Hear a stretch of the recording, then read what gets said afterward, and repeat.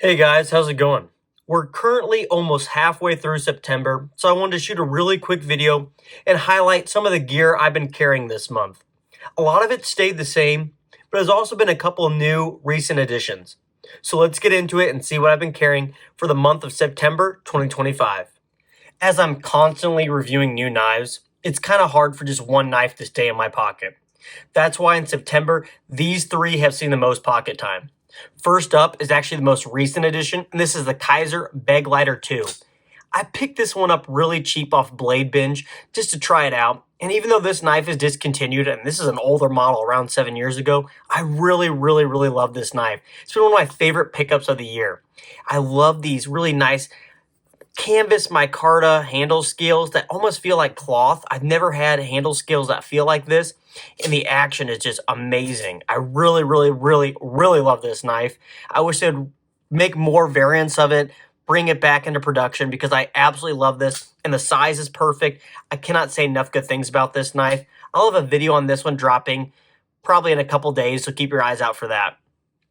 Up next is another recent addition, and this is the FlicKnives Pocket 3.5. I'll have a video on this linked in the description below where you can check it out. Really like this knife. I got this sent to me, and I'm just testing it out. It's very similar to an Ontario Wrap 1. It's a very big, beefy folder.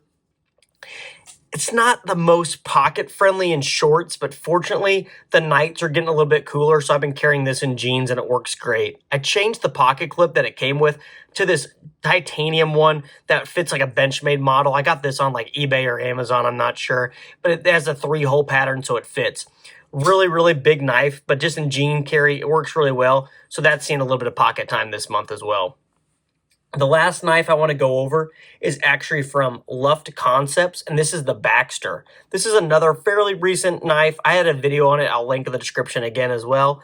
And it's really cool. It's a really interesting blade shape. Made a D2. Really nice micarta handles. The action is really great. You can even reverse flick it or drop it with that back flipper. Action's really great. It's a really nice knife to really kind of play and fidget with. So that's why it's really seen the most pocket time, just sitting at my desk, just kind of playing with it. But those are the three knives I've mainly carried this month in September. My wallet for this month has actually stayed the same. This is the Ron's Bikes Money Wallet. This is made out of Dyneema, which is a super thin yet strong material. Very lightweight, takes up no room in the pocket. You have 2 spots for cards, spot for cash in the back, which is great that you don't have to fold it. When you're wearing shorts, this feels like nothing in the pocket, so I really like having a lightweight wallet.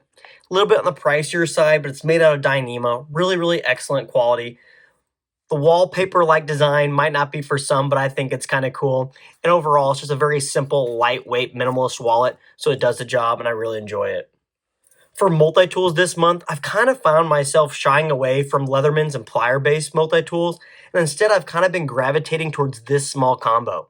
First up, we have the Victorinox Super Tinker, and I really like this model. It comes with a Phillips head screwdriver and scissors. Scissors are my most used tool on a multi-tool in general, so I really like having it on here. This also has a lot of other tools, such as like a flathead, small pen blade, bottle opener, you name it. But scissors and the Phillips head driver are my most used tools on this. I replaced the scales with these Vans-inspired 3D printed scales off Etsy, and I put a small lanyard on it, and I just drop it in the pocket.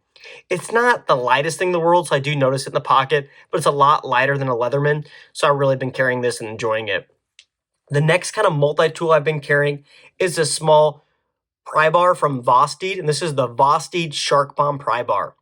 I know Prybars get a lot of hate in this community, but this one's very small and lightweight, and I actually find myself using it quite a bit. This is a bottle opener that I do use on a lot of bottles, and I use this small flat edge here. On tasks, I don't want to damage my knife tip. I've actually used this a surprisingly amount. I'm not going to lie to you and say I use it every single day, but I do find myself reaching for it just a couple times a week. I really like it. Pretty small titanium with a pocket clip, so you can just put this on the pocket and forget it's there. It's a really nice addition.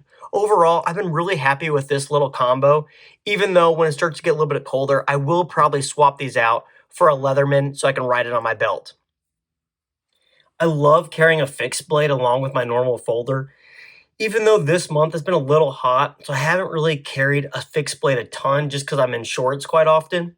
But when I do want to carry a fixed blade, these are the two I'm gravitating towards the most. First up, and one of my favorite knives I've ever owned in my entire life, this is the Luft Concepts LTL. This is a nice little American-made fixed blade with really cool rich light handles, really nice distressed stone wash, kind of acid wash finish. And I think it's just one of the coolest pieces in my entire collection. And I treasure it like you can't believe. I love this little knife. I'll have a review on it probably here in the next couple days, if not next week. And I really, really love it. It's a little cleaver style, fits your hand really nicely. The sheath is really interesting. It's 3D printed and it comes with this ulti-clip and it works just really, really well. I think it's a really, really cool fixed blade and I can't wait to do a special review on it. The next fixed blade I've been carrying just a little bit is another recent addition, and this is the Kansept Parr. I believe Tenable has a cheaper version of this, yet I saw these handle scales with this copper type of like carbon fiber or something infused, and I thought it was the coolest thing and I had to have it. This is S35VN, really, really small. I added this lanyard on the back, really, really tiny little fixed blade. Pretty cool. Haven't done a lot of testing on it, so I'll have to do a video on this maybe in the next couple weeks. But these are the two fixed blades I've kind of been rocking for this month. As the evenings are still staying pretty light out, I haven't had a really big need for a flashlight this month. I'm still carrying the Acebeam Rider RX 2.0, and it's fine. It's not my most favorite light. It leaves me wanting just a little bit more. This comes with this bolt action capability here, and they market it as being like a fidget thing. I think it's more of a gimmick. I really don't know why it's even on this light. I'm kind of over that part. Don't really like that. I really wish this tail cap was magnetic. I don't like that you can't stand it on its head.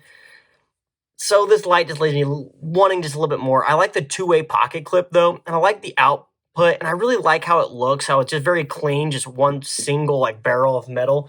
But overall, this light just leaves me wanting a little bit more. You might see this change in the next coming months. That is the Acebeam Rider RX 2.0.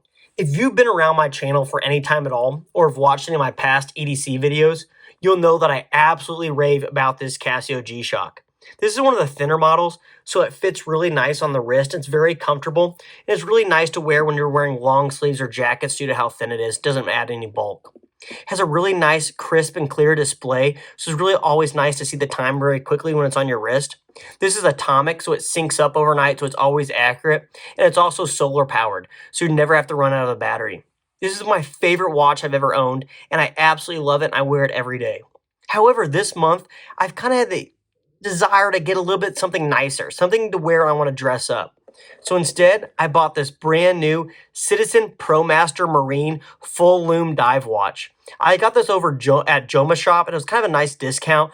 Really interesting display as the back is all lit up with this full lume. So when you go in a dark room, this thing just lights up.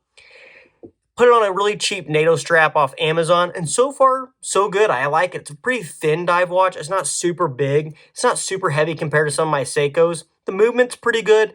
I'll do a review on this probably in the next couple weeks or a month after I have some more time with it. But so far, so good, and those are the watches I've been using for this month. What do you think about the gear that I've carried this month? Do you think some of it's overkill, or do you have any improvements? Let me know down in the comments. Thanks very much for watching, and don't forget to like and subscribe to get more videos like this one. I'll catch you on the next one.